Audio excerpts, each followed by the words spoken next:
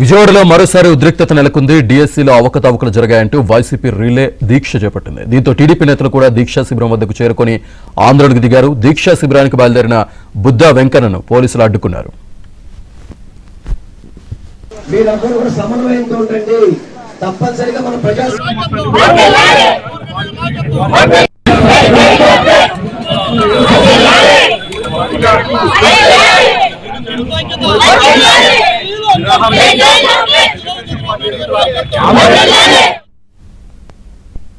YCP relay దీక్షలు పోటాపోటీగా TDP ఆందోళనకు సంబంధించి పూర్తి సమాచారాన్ని మా కరెస్పాండెంట్ ప్రసాద్ అందిస్తారు. ప్రసాద్,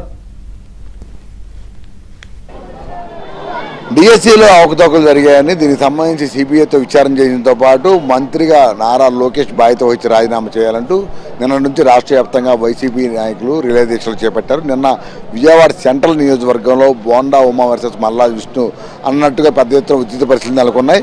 పర్మిషన్ లేకుండా రోడ్లపై ఈ ఆందోళన నిర్వహిస్తూ ప్రజలకు ఇబ్బంది పెడుతున్నారంటూ బోండా ఉమా స్వయంగా తన అనుయాయులతో అక్కడ చేరుకుని ఆ దీక్షా శిబిరానికి సంబంధించిన టెంట్ కూడా పీకివేయడం ఉద్రిక్త పరిస్థితులు చోటు చేసుకుంది. దీంతో అప్రమత్తమైన పోలీసు యంత్రాంగం ఇరు వర్గాలు కూడా నచ్చచెప్పి అక్కడి నుంచి పంపించివేశారు. అయితే ఈరోజు విజయవాడ పశ్చిమ నియోజకవర్గంలో కూడా దాదాపు అదే పరిస్థితి కనిపిస్తూ ఉంది. ప్రస్తుతం మనం విజయవాడ పశ్చిమ నియోజకవర్గ పరిధిలో ఉన్న పూర్ణానందపేటలో ఉన్నాము. ప్రస్తుతం ఇక్కడ మనం చూస్తూ ఉన్నాం వైసీపీ మాజీ మంత్రి విజయవాడ పశ్చిమ నియోజకవర్గ వైసీపీ ఇన్ఛార్జ్ వెల్లంపల్లి శ్రీనివాసరావు నేతృత్వంలో ఈ రిలే దీక్షలు చేపట్టారు. ముఖ్యంగా డిఎస్సీలో అక్రమాలు చోటు చేసుకున్నాయి, తమకు అనుకూలంగా ఉన్న వారికి ఈ పోస్టులు కట్టబెట్టారంటూ ఆరోపిస్తూ దీనికి సంబంధించి వారి దీక్షలు చేపట్టారు.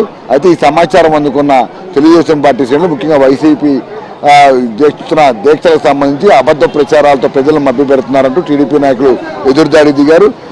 విజయవాడ పశ్చిమ నియోజకవర్గ తెలుగుదేశం పార్టీ ఇన్ఛార్జి టీడీపీ జాతీయ ఉపాధ్యక్షుడు బుద్ధా వెంకన్న నేతృత్వంలో ఈ శిబిరం దగ్గరికి పెద్ద ఎత్తున తన అనుయాయులతో బయలుదేరారు. అయితే దీంతో నిన్న ఘటనతో అప్రమత్తమైన పోలీసు యంత్రాంగం ముందస్తుగానే ఇటు దీక్షా శిబిరం వద్ద భారీగా పోలీసు బందోబస్తు ఏర్పాటు చేశారు. మొత్తం మనం చూస్తున్నాం టెంటు వైసీపీ జెండాలు మొత్తం కనిపిస్తున్న నేపథ్యంలో అటు ఇటు భారీగా పోలీసు బలగాలు కూడా పెద్ద ఎత్తున మోహరించారు.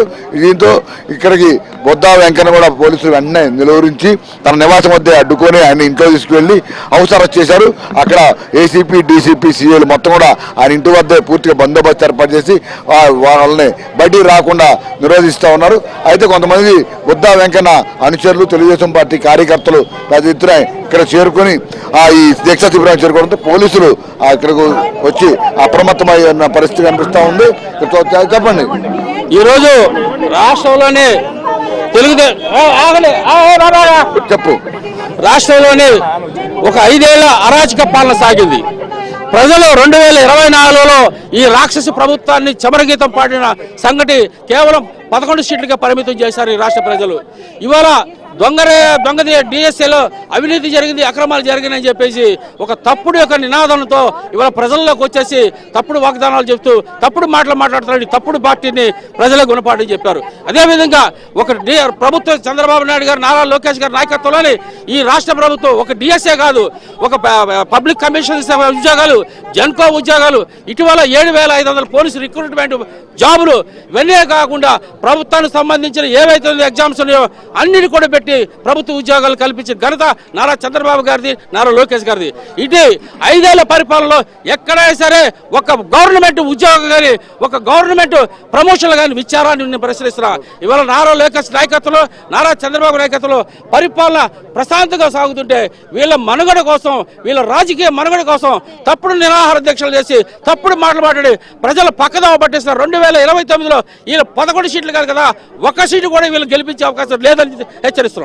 చెప్పండి, అంటే ఇప్పుడు చూస్తాను ఈ డిఎస్సీలో అవకతవకలు పాల్పడడం వల్ల తాము సిబిఐ విచారణ డిమాండ్ చేస్తున్నాం. కూటమి ప్రభుత్వంలో ఎంతో పారదర్శకంగా నిర్వహించిన 18,000 టీచర్ ఉద్యోగాలు మీరు ఎక్కడైనా పరిశీలన చేసుకోవచ్చు. ఓపెన్ డిబేట్కి లేదా ప్రెస్ ద్వారా డిబేట్కి నారా లోకేష్ గారు జగన్మోహన్ రెడ్డిని ఆహ్వానించారు. దానికి భయపడి దానికి సమాధానం చెప్పడం చేతగాక ఇలా దొంగ దీక్షలు చేస్తున్నారు. 2 ఏళ్ల కూటమి ప్రభుత్వం ఏదైతే విజయాలు సాధించిందో దాన్ని చూసి వీళ్ళు ఓర్వలేక ఈ రకమైన బురద జల్లుడి కార్యక్రమాన్ని నిర్వహిస్తున్నారు. దీన్ని కూటమి తరపున మేమందరం ఒక్క మాటతో ఖండిస్తున్నాం. ఏదైనా అభివృద్ధిపై చర్చకు రావండి. మీరు చేసిన అభివృద్ధి ఏంటో 5 ఏళ్లలో, మేము ఈ 2 సంవత్సరాల కాలంలో మా ప్రభుత్వం చేసిన అభివృద్ధి ఏంటో మేము చర్చకు సిద్ధంగా ఉన్నాం.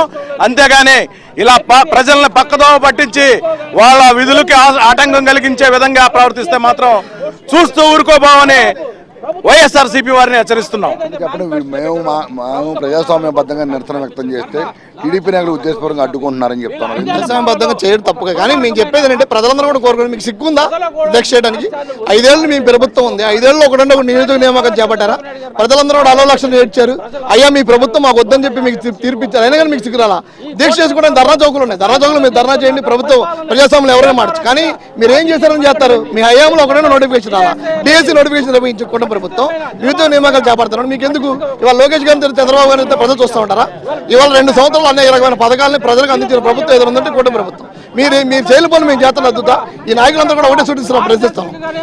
మా ప్రభుత్వం ప్రజల కోసం పనిచేస్తాయి. మీరు ఎన్ని అవాకులు చవాకులు పోయినా చూస్తూ కూడా సిద్ధంగా లేరు. అందుకని మీరు దీక్ష చేయండి, కానీ ప్రజల మధ్య కూడా చేస్తా ఉన్నారు. ప్రజలందరూ మిమ్మల్ని చెప్తూ కొడతా ఉన్నారు. మార్చుకోండి ప్రభుత్వం వైఖరిని. మా ప్రభుత్వం ప్రజల కోసం ప్రభుత్వం కష్టపడింది, విద్యార్థుల కోసం నిరుద్యోగుల కోసం కష్టపడి పనిచేస్తుంది. ఇది కూటమి ప్రభుత్వం అందరి కోసం పనిచేస్తుంది.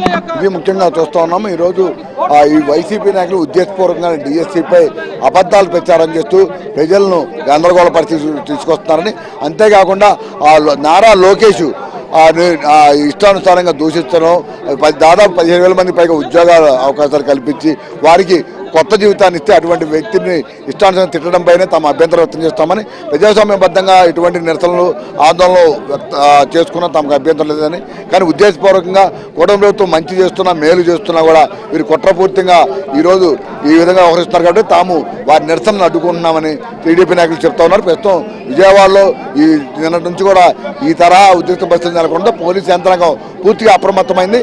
నిన్న ఘటనతో సిపి ఆదేశాలతో మొత్తం ఇటు బుద్ధా వెంకన్న నివాసం వద్ద కావచ్చు, వైసీపీ నిర్వహిస్తున్న దీక్షా శిబిరాల వద్ద భారీగా పోలీసు బందోబస్తు ఏర్పాటు చేసి ఎక్కడ ఎటువంటి ఘర్షణ వాతావరణం లేకుండా అన్ని రకాల చర్యలు చేపట్టినట్టు కూడా స్పష్టంగా అర్థమవుతుంది. విడుదల శోభనాద్రితో వరప్రసాద్, ఏబినాంధ్రజ్యోతి, విజయవాడ నుంచి.